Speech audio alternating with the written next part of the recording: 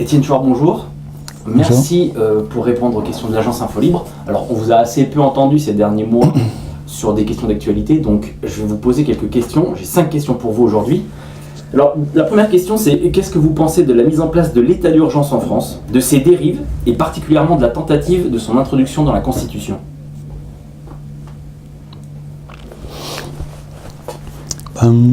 Pour moi, c'est un signe de plus d'un processus universel selon lequel les pouvoirs ont tendance à s'autonomiser, c'est-à-dire à s'affranchir progressivement de tout contrôle. Normalement, il y a longtemps, il y a des milliers d'années qu'on sait que les pouvoirs sont dangereux et qu'il faut les limiter. Et il y a des milliers d'années que les humains ont inventé le concept de constitution, qui est une loi au-dessus des lois, on appelle ça le droit du droit, qui sert précisément à non seulement instituer les pouvoirs, ce qui est secondaire, mais surtout à les limiter, à les affaiblir. Et il se trouve, c'est comme ça que j'analyse l'évolution de nos sociétés, il se trouve que nous avons oublié cette fonction première des constitutions et que nous n'en avons gardé que la fonction secondaire qui est une constitution, ça sert à organiser les pouvoirs. Le problème, c'est que quand on donne à la constitution cette unique fonction, elle ne sert à rien, elle ne fait pas son boulot. Une constitution ne peut faire son travail de protection des citoyens, protection des humains qu'elle regroupe. Une constitution, c'est comme un contrat social qui dit comment sont établies les lois, comment sont désignés les acteurs politiques, qui vote les lois, est-ce que c'est le peuple ou des représentants, etc. Cette constitution ne joue son rôle de protection que si il y a des citoyens pour la défendre en ayant la conscience que c'est nécessaire. Or ça a disparu. Donc un pouvoir exécutif en train d'installer lui-même, en train de modifier lui-même la Constitution, alors que dans mon esprit, ce sont les dernières personnes qui devraient pouvoir toucher, jamais les élus, tous les pouvoirs, pouvoir exécutif, pouvoir législatif, pouvoir judiciaire, pouvoir médiatique, pouvoir bancaire. Les 5 pouvoirs que nous devrions instituer si nous écrivions nous-mêmes notre Constitution, aucun de ces pouvoirs ne devrait pouvoir toucher une virgule à la Constitution. La Constitution devrait leur être inaccessible puisque la Constitution devrait les limiter. Donc, si vous voulez, moi je prends cette actualité comme une conséquence. Je ne la prends pas comme quelque chose de fondamental qui va... C'est gravissime, mais ça ne sert à rien de se plaindre des conséquences dont nous chérissons les causes. Si nous adorons le faux suffrage universel, celui qui consiste à désigner des maîtres qui vont non seulement écrire les lois mais modifier les constitutions, si nous considérons ce faux suffrage universel comme une vache sacrée, il ne faut pas se plaindre que les pouvoirs ainsi institués abusent de plus en plus et nous asservissent. Donc c'est pas l'état d'urgence qui m'intéresse, parce que ça n'est qu'une des conséquences, et il y en aura d'autres plus graves encore. Je cherche la cause, et je vois la cause dans notre démission, à nous tous, à vous aussi, et à moi. Enfin moi maintenant, ça fait un moment que je renonce plus, j'essaye d'entraîner mes congénères humains sur cette voie constituante. L'état d'urgence institué par l'exécutif lui-même, banalisé, c'est-à-dire la fin de l'état de droit, banalisé par l'exécutif lui-même dans la soi-disant, la so-called constitution, c'est la conséquence de notre démission du processus constituant. On a dit que je ferais court, donc je ne développe pas plus. Pas de problème. Alors justement, quand on voit l'organisation, on voit déjà comment ça va s'organiser les prochaines élections présidentielles. Alors ils veulent un système de bipartisme à l'américaine un petit peu, qui élimine les petits partis aussi, avec des primaires à l'américaine. Comment peut émerger la solution que vous préconisez d'une démocratie directe par tirage au sort ? Alors, Démocratie directe par tirage au sort, j'écrirai pas ça comme ça. Il suffit de dire démocratie directe. Démocratie directe, c'est-à-dire que le peuple voterait lui-même ses lois. Tirage au sort, c'est une procédure essentielle, mais c'est pas l'essentiel de ce que je défends.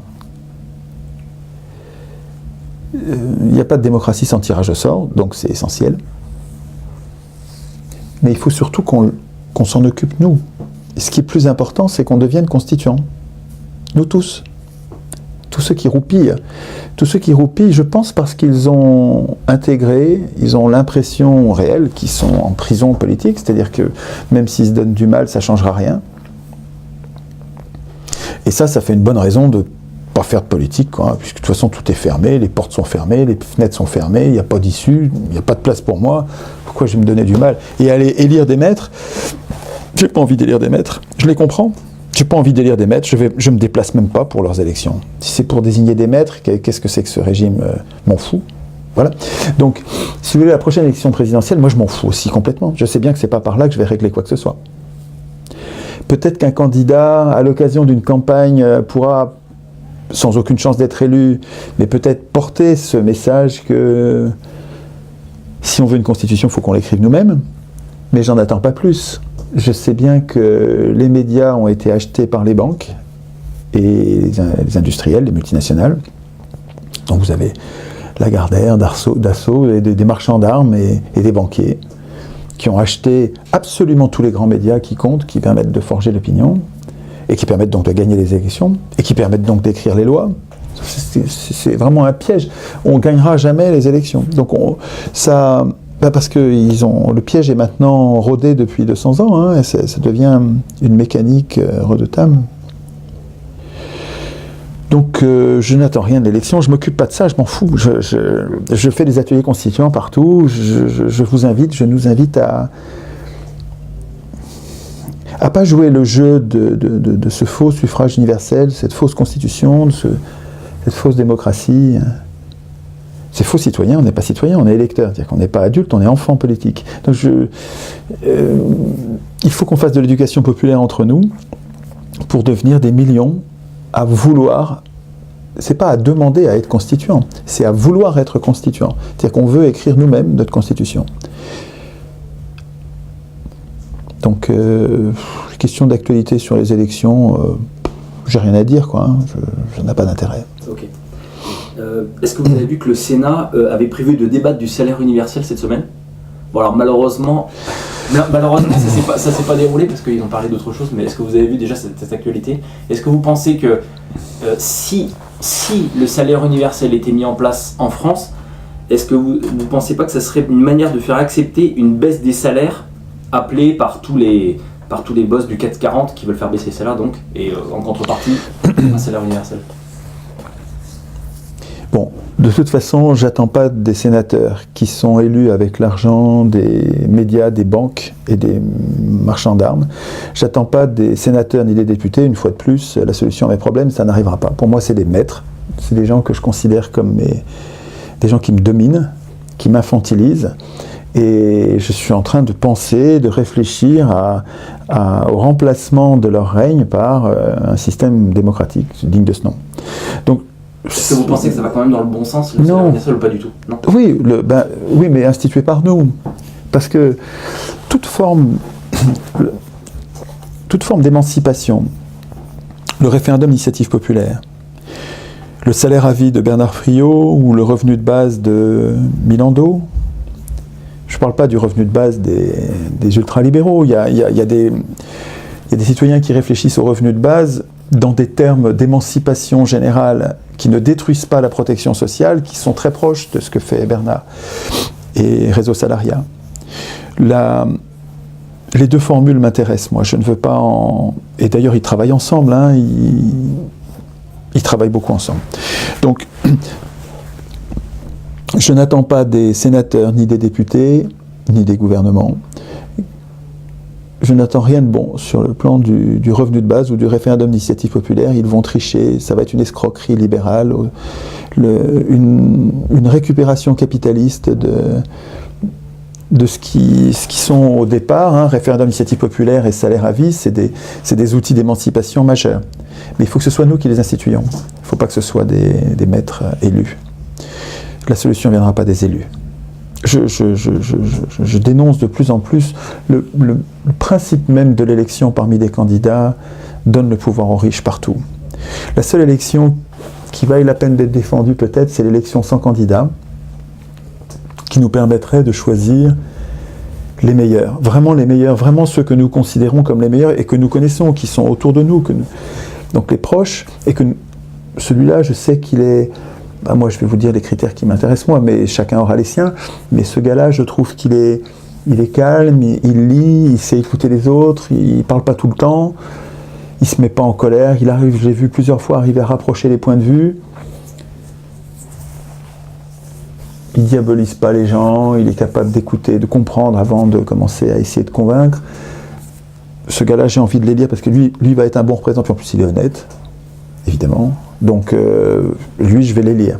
Et puis on verra bien, il est probablement reconnu comme tel par d'autres personnes autour de lui.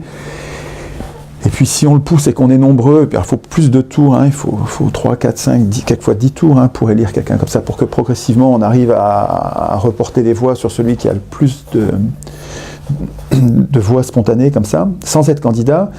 Le gars, il n'est pas candidat, il y a de fortes chances qu'il refuse. L'élection sans candidat, c'est une idée géniale, mais bon, il faut comprendre que ça va être un peu plus long.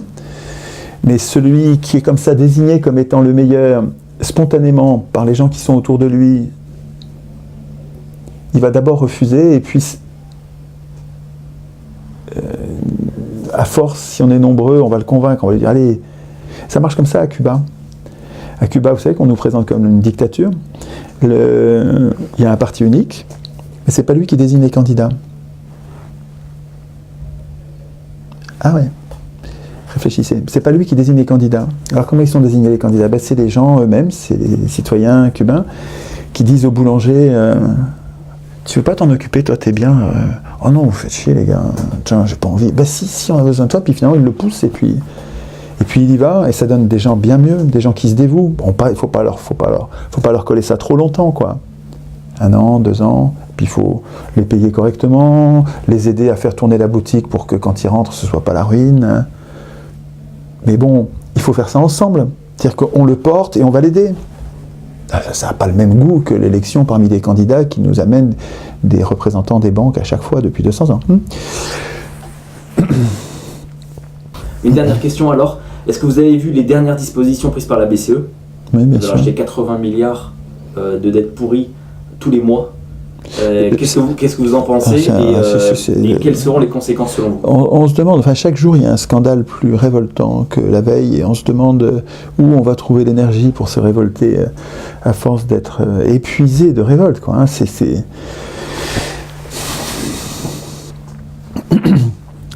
Les économies du monde souffrent de la contradiction classique du capitalisme qui est la surproduction, faute de salaire versé pour acheter la camelote produite par les capitalistes. Donc, c'est pas d'hier. Papa Marx l'avait parfaitement décrit. Ça va, il n'y a pas besoin d'être marxiste pour comprendre que si on produit des biens et qu'on ne distribue pas les salaires nécessaires pour acheter ces biens, on va produire trop de biens, ça va s'appeler la surproduction, et ça va créer des crises avec des entreprises qui n'ont pas de commandes et qui n'arrivent plus à embaucher parce qu'elles n'arrivent pas à vendre. Mais c'est la cupidité des entrepreneurs, et notamment des actionnaires, qui empêche de verser suffisamment de salaire et qui grippe la machine à chaque fois. Alors, dans ce contexte, une banque centrale digne de ce nom, c'est-à-dire qui serait populaire, même pas sous le contrôle des élus ou des gouvernements, sous contrôle populaire, à la Proudhon, et à la Keynes, à la manière de proposer et suggérée par Keynes, en cas de chômage et de crise, de surproduction, de demande insuffisante, une banque digne de ce nom, elle créerait de l'argent pour les gens. Quantitative easing for the people. Au lieu de le donner aux banques qui devraient toutes être en faillite frauduleuse, les banques sont toutes en faillite frauduleuse, mais dans des proportions gigantesques. Les banques sont exposées aux produits dérivés, qui sont des produits hyper spéculatifs, volatiles, hyper dangereux, par dizaines de milliers de milliards. Dizaines de milliers de milliards, une variation de 1%, ça n'arrête pas de monter parce que les banques centrales leur donnent du pognon pour générer une inflation des titres, mais c'est que pour eux, c'est que pour le casino l'inflation là. C'est parce que l'argent de la banque n'est donné qu'aux malfrats du casino de la bourse. Mais c'est un... Et tout ça en nous endettant pour des générations, et en ruinant les États et donc les services publics. C'est extravagant, c'est tout à fait au rebours du bien commun. Le patron de la Banque Centrale Européenne est un ancien de Goldman Sachs. Mais il faut vous faire un dessin. Une grande partie de l'équipe d'Obama est composée d'anciens de Goldman Sachs. Il faut vous faire un dessin. Je ne confonds pas l'intérêt général avec l'intérêt de Goldman Sachs. Je ne fais pas confiance à Goldman Sachs pour défendre l'intérêt général. Donc ces gens-là, ils sont entre copains et coquins, comme disait Marchais, hein, et ils se renflouent entre eux avec la sueur, l'argent des contribuables. Il n'y a pas de journalistes pour les interpeller. Les journalistes sont au service des banques, c'est à pleurer. Les journalistes du service public. Il n'y a personne pour interpeller les banquiers centraux, pour leur dire « Mais pourquoi vous ne donnez pas l'argent aux gens ?» Il n'y a pas besoin de leur donner autant de milliards, d'ailleurs. Vous leur en donnez le 10e, vous relancez l'économie. Hein. Si vous relancez l'économie, vous mettez un terme au chômage. Hein. Or, le chômage, c'est ça qu'ils cherchent. Ils sont très contents du chômage, les frelons oisifs, comme on devrait les appeler, les rentiers, les actionnaires. Ils sont très contents du chômage. Le chômage intimide les gens, nous fait très peur à tous et nous conduit à accepter des bas salaires. Les bas salaires, pour eux, c'est les hauts profits. Les hauts profits, c'est du travail, c'est de l'argent à rien foutre. C'est ça l'objectif. C'est une société d'esclavagistes. Et le chômage, c'est une construction politique. Donc ça ne les dérange pas, tout se passe bien pour eux. Sauf que nous n'avons pas de représentants. Eux, les banquiers et les actionnaires ont des représentants qu'ils ont fait élire avec leurs médias et leur système frauduleux de faux suffrage universel et d'élection de maîtres à la place. Au lieu que ce soit nous qui votions nos lois, ce sont des maîtres désignés par les plus riches qui écrivent les lois. Ben pour eux, tout va bien. Le système fonctionne bien. Pas de catastrophe. Mais c'est notre faute, hein. Tout ça n'est possible parce que nous n'avons pas de constitution. Et nous n'avons pas de constitution parce que nous nous croyons incapables. D'abord, nous avons l'impression que c'est pas le problème. On dit, mais non, c'est pas la constitution. Les tyrans se mouchent avec les constitutions. C'est pas vrai. S'il y a des citoyens constituants pour défendre la constitution, comme les Vénézuéliens qui, quand on leur a pris leur Chavez et on l'a mis en prison avec un coup d'État de la CIA, ils sont allés le chercher en prison. Il y avait des millions de Vénézuéliens pour aller le sauver parce qu'ils ont appris à écrire et à lire avec la Constitution le texte de lecture B.A.B.A. que Chavez a utilisé pour alphabétiser son peuple. C'est la Constitution. Ils la connaissent, ils savent ce qu'ils lui doivent. Avec un peuple constituant, c'est beaucoup plus compliqué de se moucher avec la Constitution pour des tyrans potentiels, des tyrans éventuels. Donc ce qu'il faut, c'est pas une constitution. Ce qu'il faut, c'est des citoyens constituants. Il faut des humains déterminés, non pas à réclamer. On n'a rien à réclamer aux élus. On s'en fout des élus. Il n'y a pas d'élus. On doit écrire nous-mêmes la Constitution. Pour ça, il faut s'entraîner, il faut faire des ateliers. On ne peut pas dire « j'ai qu'à l'écrire moi-même ». Attends, il faut s'entraîner un petit peu quand même. Voilà, c'est pas compliqué, mais il faut s'entraîner. Une dernière question. C'est ça qu'on va faire ce soir. Enfin, ce soir, on va en parler, j'espère. On va essayer d'en faire un.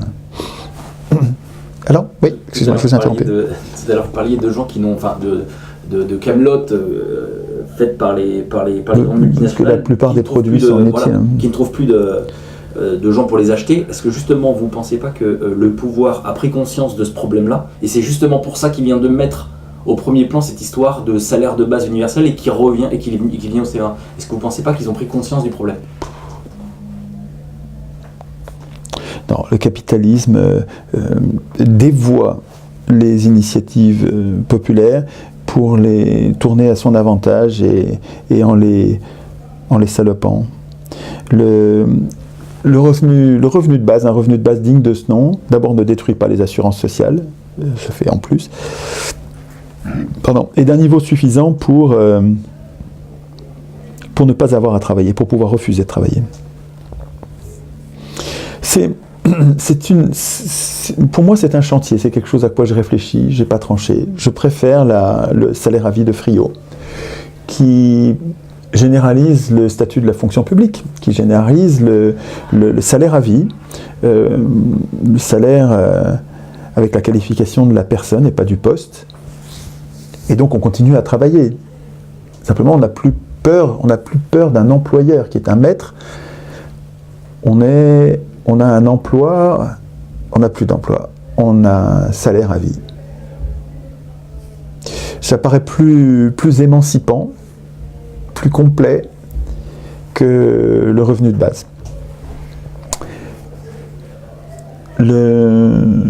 La version qui est défendue par les capitalistes et les élus, là, est une escroquerie qui va nous priver de toutes les assurances sociales et qui va mettre l'humanité à 800 € par mois.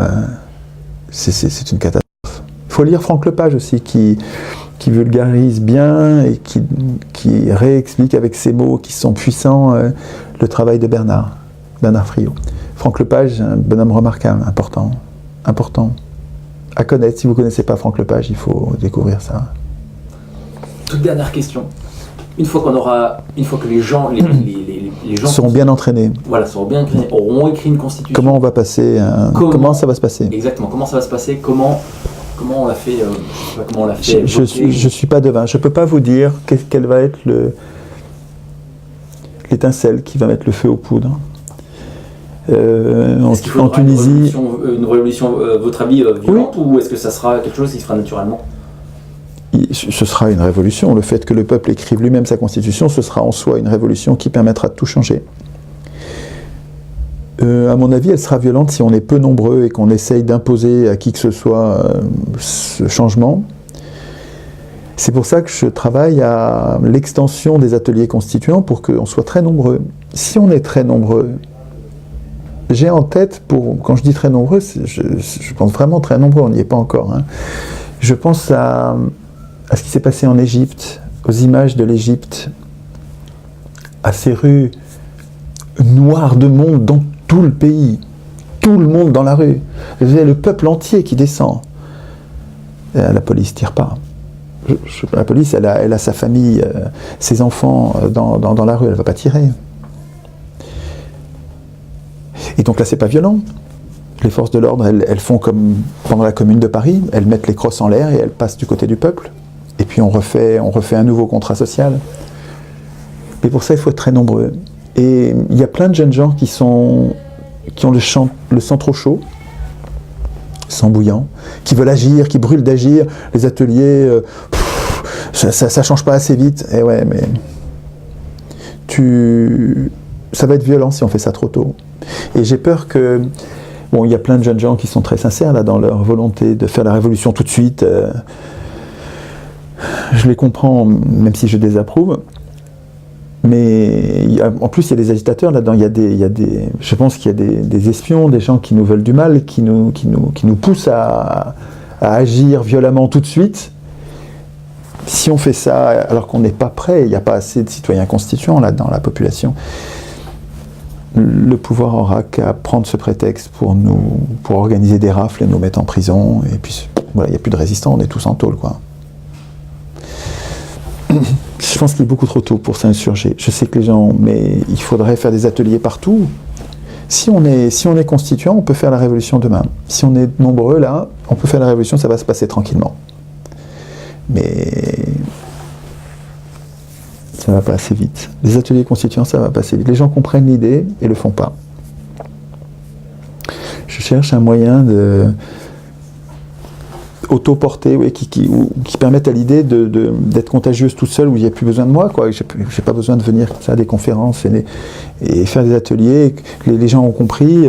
Je sais pas, ça va être une chanson, une pièce de théâtre, un slogan, un poster, un artiste très connu qui s'en empare, un un joueur de foot qui en parle mieux que moi, avec les mots qu'il faut pour que ça se répande. Je ne sais pas ce qui va, mais il nous manque, il faudrait que notre cerveau collectif là, arrive à trouver une forme qui permette à l'idée d'avancer toute seule. Si on veut une constitution, il faut qu'on l'écrive nous-mêmes.